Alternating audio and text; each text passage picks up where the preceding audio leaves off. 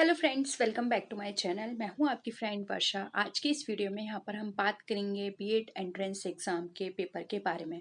देखिए, बहुत टाइम से मेरे पास क्वेरी आ रही थी कि मैम हम बीएड एंट्रेंस एग्ज़ाम की तैयारी कैसे स्टार्ट करें, हमें कुछ समझ नहीं आ रहा कहाँ से शुरू करें, बहुत सारा कोर्स है।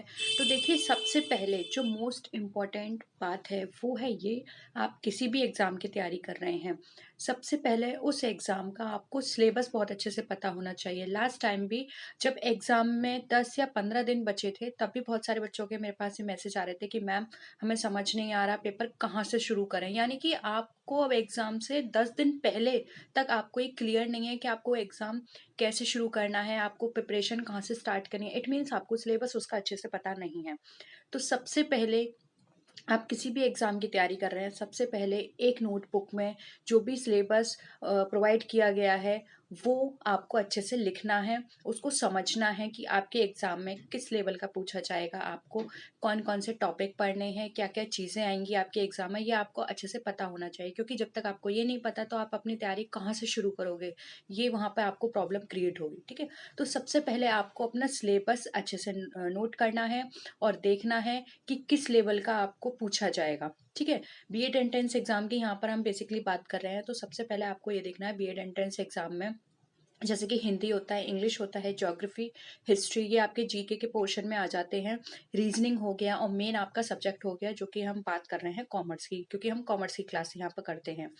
तो कॉमर्स में आपको सबसे पहले ये देखना होगा कि जैसे बीएड एंट्रेंस एग्ज़ाम है, तो आपको ग्रेजुएशन लेवल का और इंटर लेवल का पूछा जाएगा।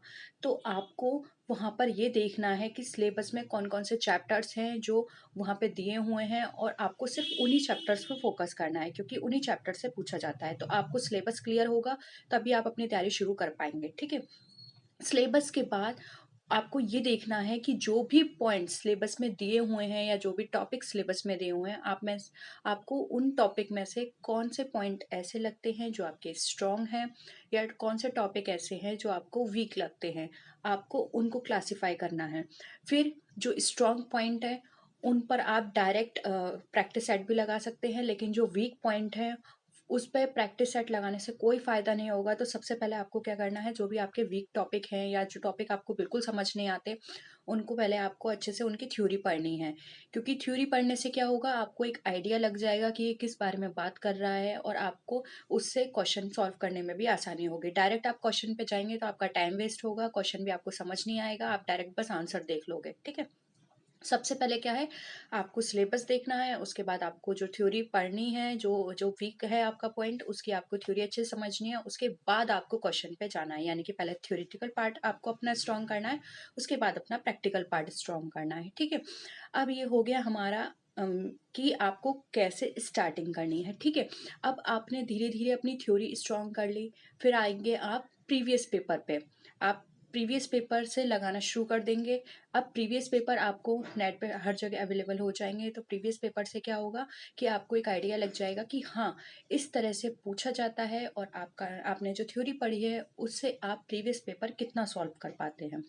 उसके बाद आपको डाउट आता है, तो बहुत सारे एक्सपर्ट अवेलेबल हैं, आपको सोशल मीडिया पे मिल जाएँगे, तो आप उनसे पूछ सकते हैं कि हाँ, ये इसका आंसर क्यों आया और ये कैसे सॉल्व होगा, ठीक है? तो यहाँ पर आपको क्या हो जाएगा, एक आपको रोड मैप मिल जाएगा कि हाँ, आपको इस तरह जाना है, इस तरह अपनी तैयारी करनी है, और इससे क्या होगा, आपकी तैयारी भी बहुत अच्छे से कंटिन्यू रहेगी। फिर अब आपने थ्योरेटिकल पार्ट कर लिया, आपने प्रैक्टिस सेट लगा लिया, आपने अपना प्रैक्टिकल पार्ट स्ट्रॉन्ग कर लिया। अब उसके बाद ये सारी चीज़ें करने के बाद आपको इसका रिवीजन भी करना है। देखिए, कोई भी क्वेश्चन आप एक बार पढ़ के मत छोड़िएगा। कई बार स्टूडेंट क्या होते हैं, बहुत सारे क्वेश्चंस, इतने क्वेश्चंस कर लेते हैं कि वो उन क्वेश्चंस को दोबारा रिपीट भी नहीं कर पाते, और जब एग्ज़ाम टाइम आता है तो उन्हें लगता है कि यार हमने तो सब कुछ पढ़ा था, लेकिन अब हमें कुछ भी याद नहीं है। तो आपको रिवीजन करना है, एक क्वेश्चन को आपको 10-10 बार पढ़ना है, क्योंकि जितनी बार आप कोई भी क्वेश्चन पढ़ेंगे, समझेंगे, उसका कॉन्सेप्ट क्लियर होगा, आपको वो कॉन्सेप्ट दूसरे क्वेश्चन में भी हेल्प करेगा। क्योंकि देखिए, आपका जो सिलेबस है वो बहुत कम है, उसी में से आपको घुमा फिरा के पूछा जाता है, तो सिर्फ अपने सिलेबस पे फोकस करिए। अगर आपको सिलेबस नहीं मिल रहा है तो आप टेलीग्राम ग्रुप पर जाइए, वहाँ पर मैंने आपको पीडीएफ प्रोवाइड की हुई है, तो वहाँ से आप अपना सिलेबस नोट कर सकते हो, सिलेबस के अकॉर्डिंग अपनी तैयारी शुरू कर दीजिए, ठीक है। और बाकी कोई भी क्वेरी है तो आप नीचे कमेंट सेक्शन में लिख सकते हैं। और इतना ही था आज के लिए, बहुत छोटी सी बात थी, और लेकिन ये समझाना बहुत ज़रूरी था क्योंकि बहुत सारे लोगों की मेरे पास क्वेरी आ रही थी इसके रिगार्डिंग, ठीक है। तो कोई भी डाउट हो आप मुझसे कभी भी पूछ सकते हैं। तो नेक्स्ट वीडियो में मिलते हैं, तब तक के लिए टेक केयर, बाय बाय।